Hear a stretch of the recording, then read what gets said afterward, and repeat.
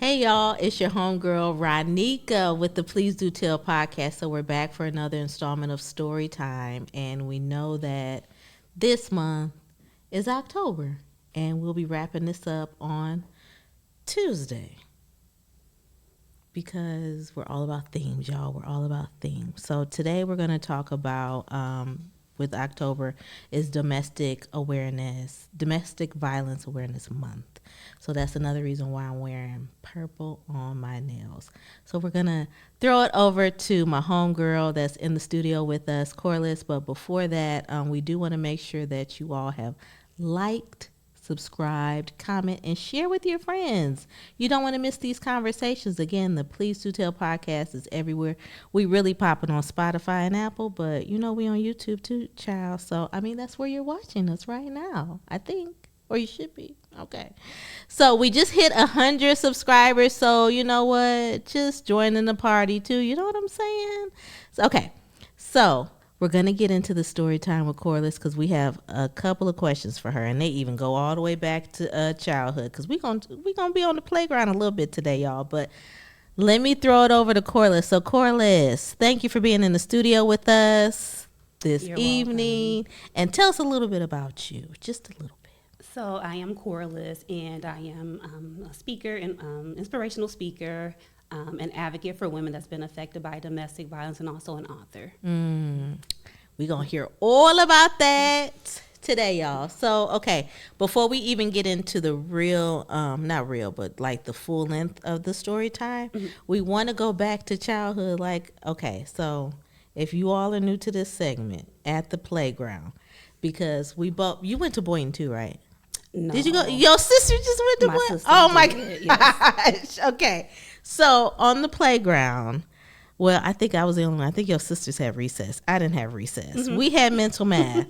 So it was a lot of time that I missed out on story time with my friends because I wasn't on the playground. I was learning mental math. So now I'm catching up with the homies that come with me in the studio on the show and just have a little story time. So my question to you is, what story do you have from childhood where you can remember a friendship or a relationship that was formed early and that it shaped the way you looked at relationships moving forward? Okay. So I would definitely use my relationship with my parents and those relationships of my other family members that I witnessed growing up.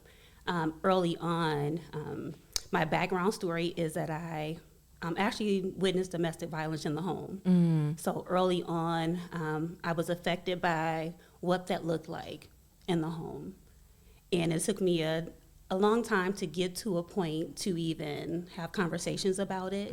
So I didn't grow up watching a lot of TV. I kind of feel as though I grew up kind of sheltered.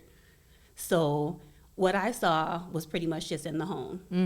And so now that I'm getting older, it gives me an opportunity to talk about those things because I can really do that now. Yeah, because, I mean, we know as Black folks, what happens in that house stays in that house. Absolutely. So it's like you didn't see anything, and I know even with my own mother, like she's starting to express more of why we sometimes, we didn't feel like we were sheltered, but we felt to our cousins we were because she moved us so far out. But she was saying that there were so many things that I saw growing up that I said, I'm going to do the things differently for my children.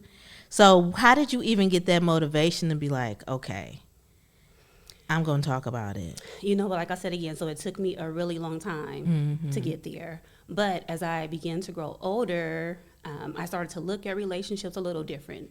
And I'm like, okay, nothing about that felt good or nothing good came out of it. Yeah. So I'm like, at this point in my life, I need to kind of reevaluate what that looks like for me, and going forward, what am I going to do for it, and going into my relationships. So, like, what were, even for you, like when you talk about like shaping your relationships as an adult, like what were some things that you're like, I'm not doing that? Like, was it verbal or was it physical? You're just like, I'm not doing Both. any of it. Okay. Both, definitely both. So I witnessed my dad verbally abuse my mom, and physical as well.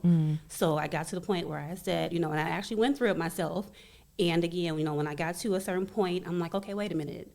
I saw this coming up, and nothing about that felt good. And I know that there was something wrong with me for feeling as though it wasn't right, or either there was something wrong with everybody else around us. Yeah. And so I said, okay, no, when I get to a certain point, I will not. There's just some things that I will not accept. But we have to stop those things right in the beginning when we see those signs, so that we're not accepting those things. Whew. Because we do know, I mean, I just shared with you, like, my mom saw stuff that she was like, not in my house. You know, when I have children, not for me. Wow, that's going to give us like a whole lot to think about when we're just like, okay, what did I see early on that I'm allowing still in my life? Or some things I'm like, I'm not. Right. You know? Absolutely not. Okay, so girl, okay, let's get on into this. So take us on a journey of meeting your person and how domestic violence even entered into the relationship. So actually, I dated a popular high school athlete. You know, I thought I really had it going on because, you know, I was that girl, right? Yeah. He was that guy, I was that girl. We dated kind of on and off for a little while, and it wasn't until I got pregnant right after high school. He knew about it, and we were at my mom's house on the couch downstairs. It was kind of late. She's upstairs, and you know, he's like, "You're pregnant?" I'm like, "Yeah," and he choked me on the couch, and I'm like, "Okay." Thinking to myself, you know, I've seen this in the household. So at that point, it wasn't clear that this is not the way it should be going. Yeah. Right? So I just felt like, you know, it was just one isolated incident. It wouldn't happen again. Yeah. So, you know, kind of brushed it off. Didn't say anything because, again, you know, we knew this code, right? Yeah. I didn't say anything about what went on, what I saw in the household. So I definitely wasn't going to share what was going on with me. Rather, you know, I had a few close friends, but we just knew not to share. We wasn't going to tell it at all. Yeah. So time went on. We stayed together, and it got worse. So it was just, you know, that one isolated incident ended up being, you know, I decided to go out. That person was upset that I went out, and you know, I'm getting dressed, and that was a problem. So now we're out fighting in the streets. Oh. You know, it didn't just happen behind closed doors. It got to a point where now we're actually fighting. I try to go out, and I see you coming, so I already know what's going to happen. Yeah. So we're outside fighting. I can remember one incident. We're in the car, and the person grabbed the wheel. And I'm like, oh, my goodness. Now you're trying to kill both of us. Both of us. And the person felt as if I wasn't going to be with him, I wasn't going to be with anybody. And that was another moment when I said, you know, we use love. Mm-hmm. And so you love me, but you're willing to take me out. Mm. I'm not for sure what type of love it is. But if that's the way love is supposed to be, I don't even want it. Yeah. Keep it. So was this his first time being physical with you? Yes, after Birma told you the first time was when he found out I was pregnant. Right. And on the couch. Yeah. So as time progressed, it only got worse. Okay, because I'm asking you that because I had a friend who had a similar situation. Like she said, I never saw him be evil until I got pregnant. Mm-hmm. And I honestly believe that, like I said, he was a popular athlete, so I honestly believe that it could have been one of those things where, oh, she just messed up my life. You know, I had it all planned out. I was going to go and play, you know, whatever sport. So her getting pregnant was his way of saying, well, oh, she's just messed up my life. Yeah. So what am I supposed to do? Mess up hers. Right. Oh, my gosh. Okay. No, it's resonating with a lot. Just even because it's like, how does anyone support anyone? You know, just even thinking about your friends or your family back then. Like, what did you do to keep them out of your business? Just didn't share anything. Yeah. So remember again, I said, you know, growing up watching it, we knew not to say anything. Yeah. So we wasn't accustomed to going and say, well, you know what, this happened or that happened. We just kind of dealt with it. And remember how we talked about the code where, you know, what goes on in my house stays in my house. So not only was I embarrassed, I didn't feel like it was anyone else's business. So I'll just keep it to myself, and hopefully it gets better. Yeah. So what did you learn going from that relationship to others? Like, what did you learn about yourself? One thing was that I accepted too much. And I didn't. There were warning signs there, but I totally disregarded all the warning signs in the beginning. Yeah. So moving forward, I started to say, okay, well, if I notice something off with that person, you don't even get a chance to do anything, because you just might be like the last one I dealt with. Yeah. This is so mind-blowing for me, because it's like you know, when you have friends that have been through it, or even like myself had a taste of it when I moved to North Carolina. It was because it was almost like a situation where I'm going to isolate you from everybody you know. Right. And that's their whole goal. Yeah. To isolate you so that you're not talking to anybody. You know, the only friend you need is them. Yeah. And their family. Yeah. But that's the first thing they do, is isolate you away from everybody. Because now they can do what they want to do. You know, if you've pushed everybody away and you're not talking to anybody, who do you have to run to when something happens? Wow. I feel like this was more therapy for me. Whoa.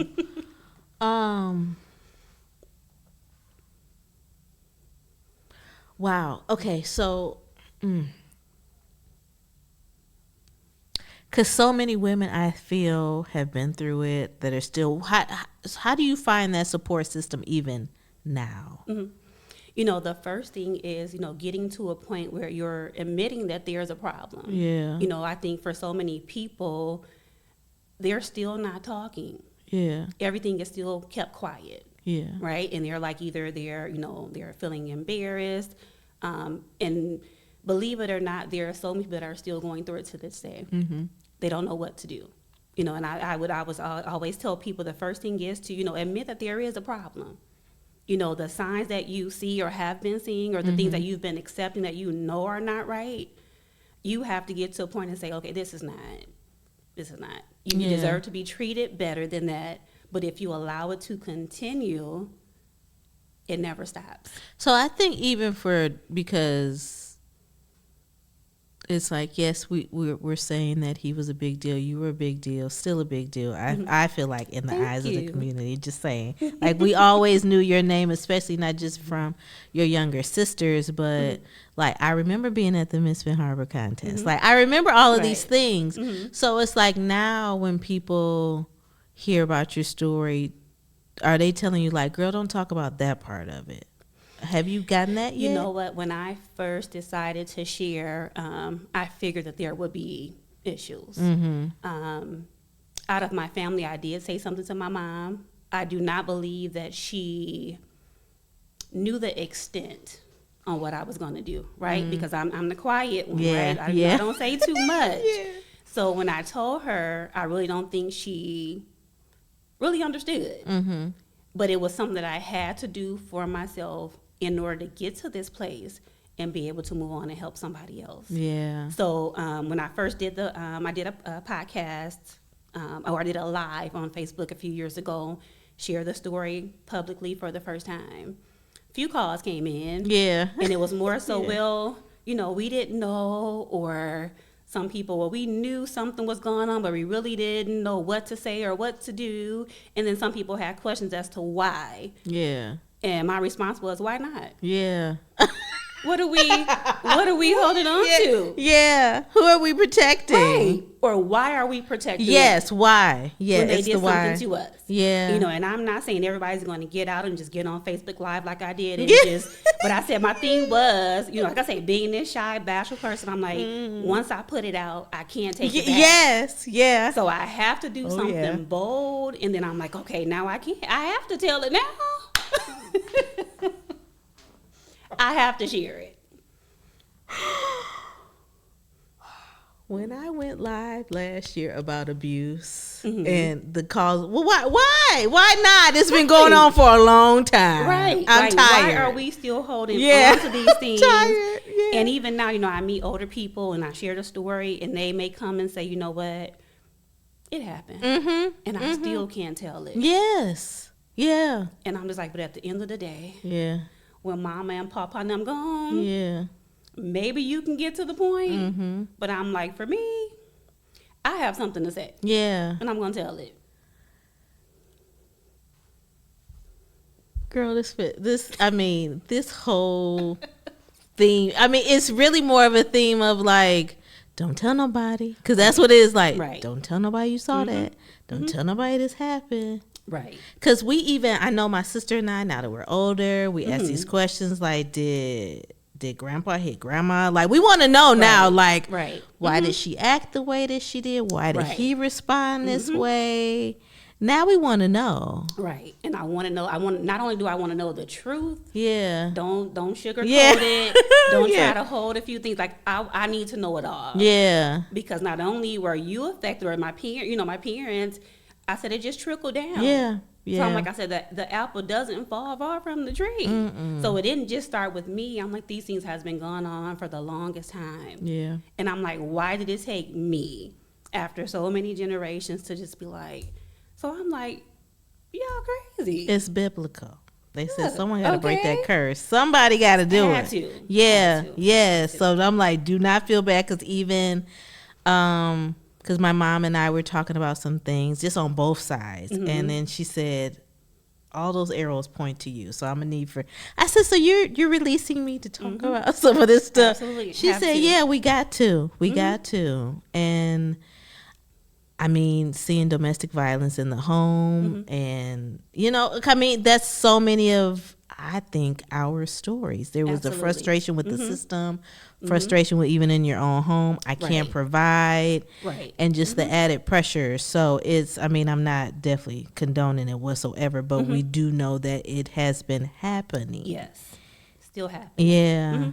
And I think that no one thinks about how it affects anybody.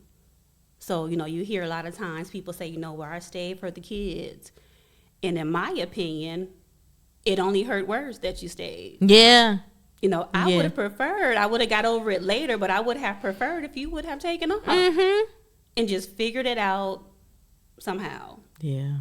Because now I had all this work I had to do to even get to a point to not only talk about it, but forgive people. Okay. So, because my mom and I have had this conversation too about the 2-parent household. I said, I know that the whole thing of you have to have 2-parent household, shoot for it. I said, but if it's unhealthy, figure it out. She said, oh no, I'm not encouraging if it's unhealthy. I'm not doing that. Because she said, I know what unhealthy looks like. That I'm not encouraging that. I said, no, but it's a lot of people that you're not going to find nothing else. Just stay. Right. So it could be anything. It could be, financially they stay because, we need 2 incomes. Or, well, if I leave, then more than likely that person that leaves may not be around as much to care for the kids. So they just figure out and they just make it work. And it's just like, but again, it's not working. Yeah. And now somebody has to figure out something. Or we continue to do that now that I've established my household. I'm not breaking anything. I just continue to do what I saw mom and dad do. Yeah. And then now my kids will be affected by that. Now those kids are affected, and no one stops and says, enough. This isn't right. So what was the pressure that made it pop for you to go live and talk about it? You know what? I had sat with this for so long. And I would say the weight of hatred, bitterness, anger, just kind of weighed so heavy. I just needed a way to release it. And I'm like, what better way to just find a way? And I'm like, okay, I really didn't know too many people. I kind of asked around, and someone hooked me up with someone, and I was like, I'm going to do this. Yeah. When I say nervous, nervous. Yes. I was like, yeah. Okay. We're going to do this. Yeah. Once I release it, it's out there. There's no taking it back. Yeah. And I wrote a short poem before I even did the whole live. I'm sitting at work one day, and I'm like, maybe I shouldn't. Or maybe I should. And I said, okay. Yeah. And I was like, it's done. Yeah. And I'm like, okay. And I had to pray. I said, you know what, Lord, if this is what I'm purposed to do, then not only do I need you to give me like the strength and the courage, I need you to give me a boldness. Yeah. So that when people start to come, they have questions and they're not feeling any type of way, it doesn't even matter. Yes. Because this is what I'm purposed to do. And that was it. Corlis, it's like you made a pledge to yourself that I'm breaking this generational curse. We ain't doing this. I had to. That is huge. And I say, not only did I now have my daughter that I didn't want to see her go through any of this, I have cousins, I have nieces, and I'm like, no, somebody has to say something, or else this will continue to go on, and we normalize it. Yeah. And I'm like, no, nothing about that should be normalized at all. Somebody has to say something. So what does dating look like for you now? Because you went through that situation. You've been married. All of that. It's like, what does that look like for you now? You know what? It's really funny. And I have not dated in years, but I can actually, I'll look at somebody, and this is funny, and I shouldn't be judging people like this. And I'm just like, he'll never get a chance to put his hands on me. It's just something about the look. Yeah. So I'm like, yeah. Hello, goodbye. Yeah. So. Because there's almost like another layer of protection that you put up now. It's like, okay. Have to. Yeah. And you know what? And dating is not one of the top priorities for me because I'm like, I have so much work to do. And I also understand with relationships, anybody can like you and love you. Yeah. Right? Yeah. So it's just like, what I said, it's going to take a special person to understand who I am. I might have my days where I'm totally quiet, but I'm totally fine because I'm thinking, I might have my days where I'm like, today is my day. I just need to go right, but I don't need you to bother me today. And understanding, like, I don't like you any less. Right. Goodness. There is nothing wrong with you. Yeah. But I just need my time. And I tell people, it's so funny. I say, there's times when I'm like, I've had way too much human interaction. And I have to go back in my little bubble and just give my time back. I feel seen. Just like, I get it. That's why I was like, so, am I going anywhere tonight? Do I feel like peopling? Probably not today. Yeah, like, I don't know. Okay. So, because I know we've talked about it quite a bit. We keep saying it, but it's one of those topics that, how do we even encourage?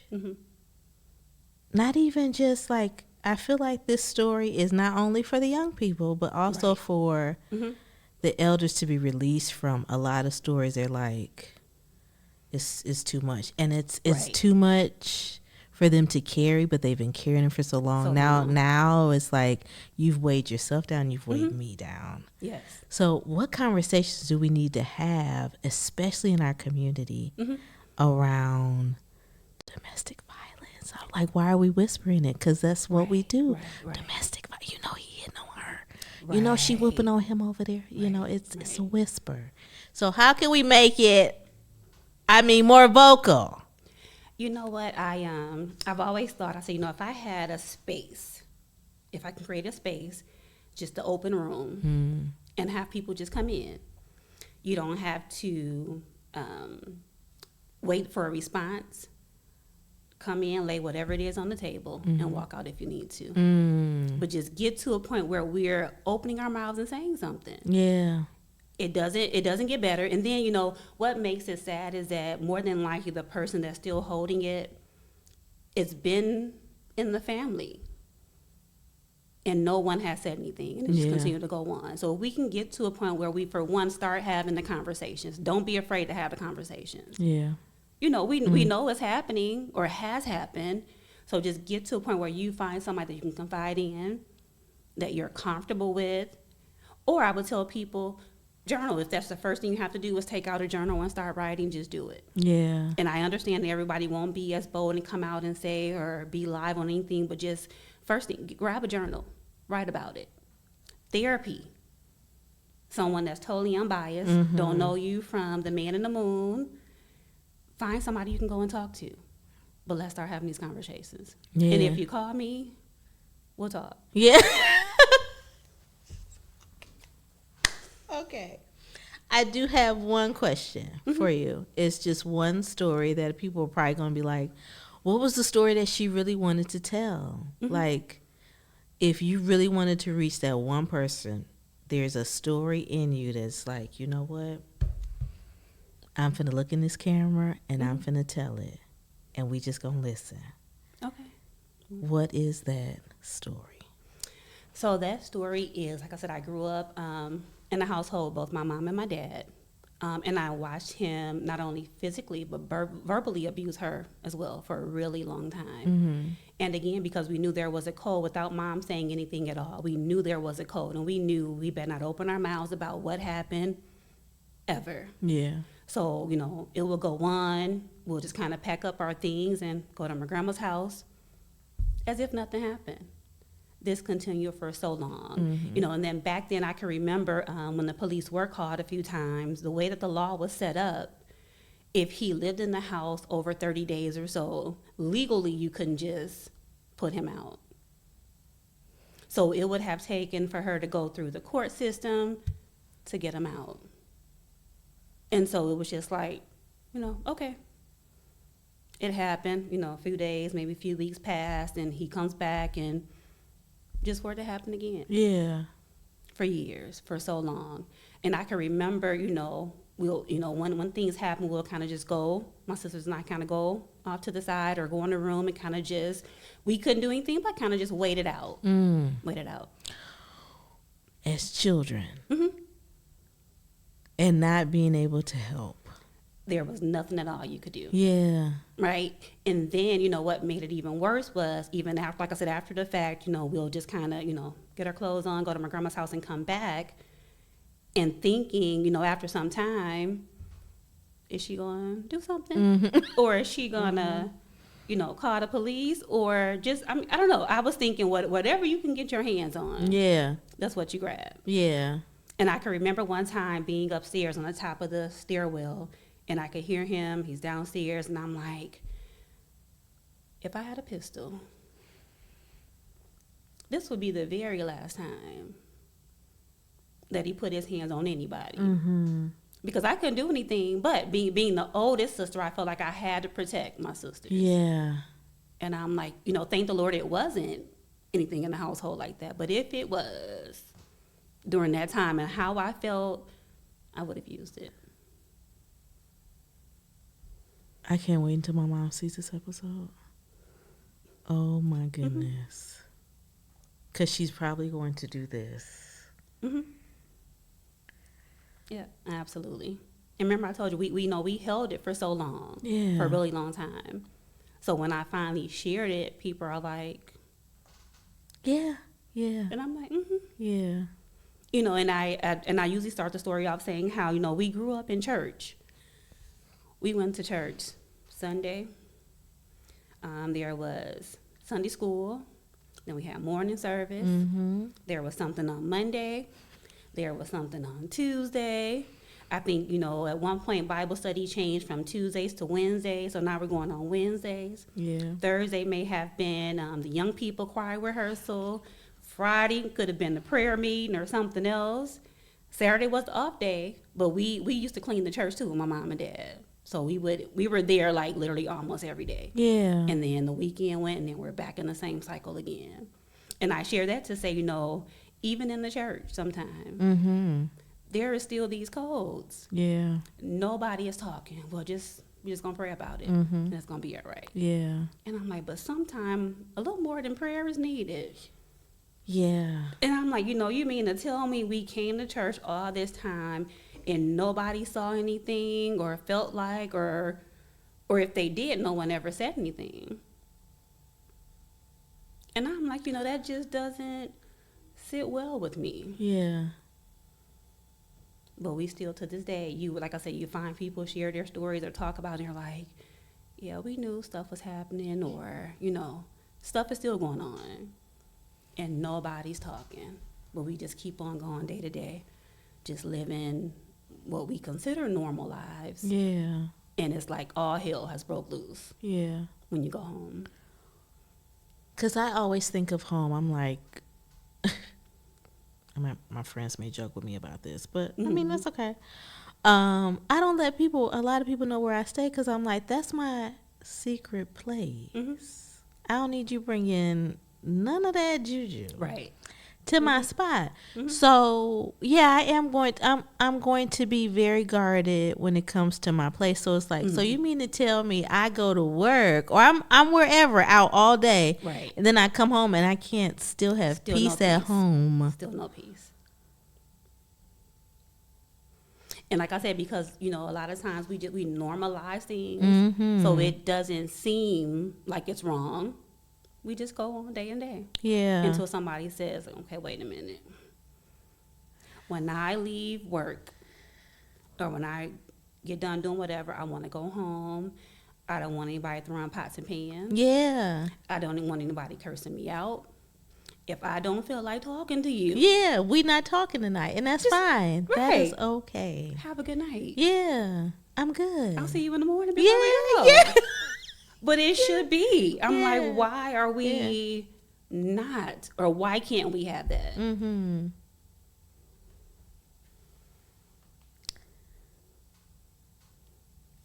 I don't think I've been speechless many times, but oh my gosh. Because it's so much. Because even, I mean, I was telling a friend even this week that I remember sending my dad a picture of me and this guy that I was dating in North Carolina. And I hadn't even been there long. But I was just like, no, someone at home needs to know what he looks like. Right. I'm down here by myself. Right. Sent that photo. I think I came home for Christmas. And then the following year, I was just kind of telling him, I said, do you know why I even sent you that picture? He said, no. I said, okay. And then the following year comes. This guy was now out of my life. And it was a heart-to-heart, me and my dad. And I said, oh, I sent you that photo because he had put his hands on me. He's like, wow. What? I said, yeah. Chantel was on the phone. She was, I remember putting her on speakerphone and putting the phone down. And it was like whatever I could do to just get him out of my house. Right. And then she said, you need to go to the police right now. Right. And I did. I went and I filed. But it was just kind of like the signs were there, but it was like until that night. Right. It said, oh, no, you ain't going to get a second chance, bro. Right. You're not. I have not seen him, thank God. Haven't ran into him anywhere. We even mutual friends. Right. But, well, not even mutual friend, mutual acquaintances at this particular point. That it was, I credit the friends that were there that I'm still friends with to this day. And then those friends that were even in other places. Like, I remember my friend Karen was like, girl, I need you to sleep with a butcher knife under your, because he had stole my keys. I was like, do I need to get my locks changed? Like, it was a lot. Right. And she was like, sleep with a butcher knife, you ain't got no gun, all of that. And Chantel was like, leave your speakerphone. And she was like, I don't know what I can do from here, but I'm gonna be on the phone. But it was like, if I wouldn't have told them, they would not have known that. Not at all. Yeah. So it's really, wow, just really having that conversation. Like, yeah, because everybody is not gonna be like I was. Because I could even see my friends like, girl, you better not go back. Right. You better not. Because he was fine. I mean, he was fine. But that was pretty much the extent of it. Because you ain't fine no more once you. Right. Or whatever you going to do to me. Woo, Corlis. Well, I am happy that you were able to walk away. Yeah. But just imagine some of the people that they've seen it all their lives. Yeah. So they're still normalizing it, right? He does something, we may break up a little bit, he's going to come back. And I always tell people, it doesn't get better, it only gets worse. So if he was able just to, push you around here and there, the next time he may just knock you down the stairs or something. Yeah. It doesn't get better at all. It only gets worse. And when you don't have anybody, like I said, we talked about the whole thing with isolation. When you have nobody to go to and you allow him to isolate you, now you really don't have anybody. You literally cut everybody else off and it's just about you and him. Yeah. And that's how they want it to be. They'll move you away. They'll. Right. Oh, and my who are you God. going to call? Yeah. Yeah. Or who do you know to go to? Yeah. So I know we've talked before even months ago about putting together like this group or just this space that you're able to just like, me too, girl. Or how we going to get you out of this mess? So I want to quickly talk about being a published author. Like, what does that look like? What is it about? Where can they find it? We're going to definitely have it in the show notes. Okay. But yeah, tell me like that whole journey for you. Like, okay, I'm gonna do this. I'm gonna do this book. I'm gonna do this journal. What? Like, tell us. So it was another one of those moments. Like, I have to get these things out. So I actually started posting like my daily thoughts and just kind of things I felt on Facebook every day. And after some time, I'm like, wait a minute, I need to kind of take all of this stuff so that I don't lose it, create a journal for women. And I'll add extra pages in. So if anything resonates on one page, you can just flip the page and kind of write something. And again, I waited for a little bit. I kind of wrote the goal out, procrastinated a little bit, and I finally said, okay, I have to do it.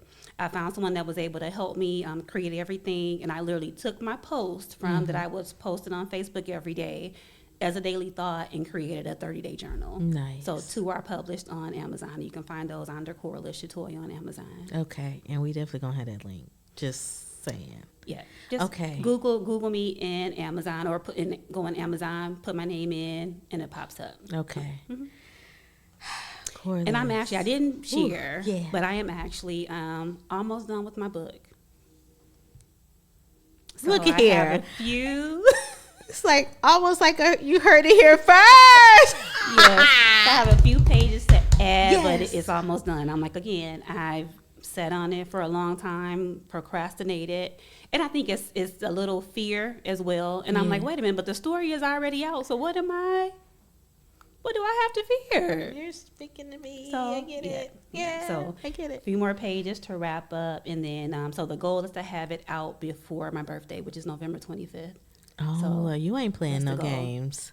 Not at all. Yes. So I'm like, it's time. Like I've sat on it way too long. Yeah. It's time just to release it and be done. Yes, and do a whole book tour. Yes, I'll have to. Yes. Yeah, I'm like, and absolutely. come back here. Oh, And then we'll absolutely. have like little chair. We'll be like Okay. totally Oprah. Okay. Like, girl, on page 47, Yes. you said X, Y, and Z. So tell us more about that. Yeah. Yes. So I'm excited. I'll share just a little bit. So remember I told you, I first saw that, domestic violence at home with my dad. So for a really long time, I hated him. And I'm like, the mention of his name, I'm like, okay. Yeah. So yeah. Okay. I didn't go to therapy until I was 40. But it still took some time. And I would always tell people, I forgave him or I've forgiven him. But I noticed that when I first started writing, because the book has been in the making since I shared the story, I would kind of cry or you'll see a tear here and there. Or I thought to myself, excuse my language, dirty bastard. You had the nerve. So once I got over all of that, there's a chapter in the book called A Letter to My Daddy. And I got the opportunity just to, this is what I want you to know. Yeah. So I'm excited. I'm excited for people. I'm excited to first get it done. Yeah. For people to read it. And my hope is that by sharing these things, the next person is not afraid to either speak up or possibly find a way to get out of their situation. That's the goal. And I had to get to a point too, and I say, early on I would always say, why me? And I'm like, now this has nothing to do with me. I was only used to be able to share for someone else to be able to break free. Absolutely. And here I am. And that's how you wrap up a show, girl. Yes. That's how you do it. I just want to say thank you for your courage, for your strength. You're welcome. Woo. Yeah, it was. I was honestly thinking about this episode, and I was like, let me see if Corlis is available. And you said yes, so thank you. I am. And like I said, even though I am bashful, I'm like, every opportunity I get to Yeah. share it, I will. Yeah, and you better, because I will. you're doing a Thank you. banging job. Thank And you. so, Appreciate okay, that. we'll be looking for the book, It's the coming. journals. Yeah, so just thank you. We'll definitely welcome. have all of your social media handles, where to find her. Okay. Definitely the journals. You know, the book is coming, so we definitely put it out there. It's coming. Y'all better be looking, okay? But y'all, that's gonna wrap up this episode of the Please Do Tell podcast. Thank you to Corlis. You're welcome. Thank girl. you. Thank you for thinking of me. Yeah, Appreciate absolutely. So we're gonna wrap it up, and we will see you next time on the Please Do Tell podcast with your homegirl Ronnika. See ya.